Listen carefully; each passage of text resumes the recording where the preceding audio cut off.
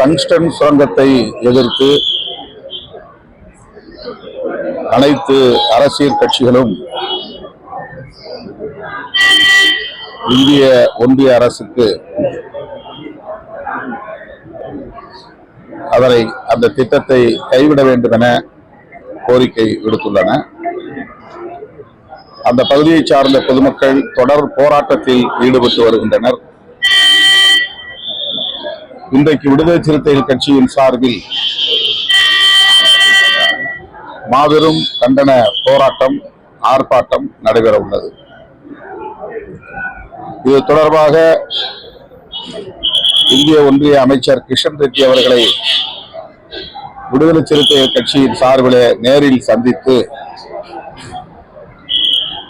இந்த திட்டத்தை கைவிட வேண்டும் என்று கோரிக்கை மனு ஒன்றை அளித்திருக்கிறோம்.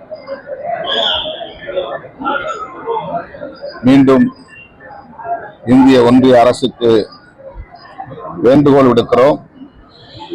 அந்த திட்டத்தை முற்றாக கைவிட வேண்டும் என்று வலியுறுத்துகிறோம்.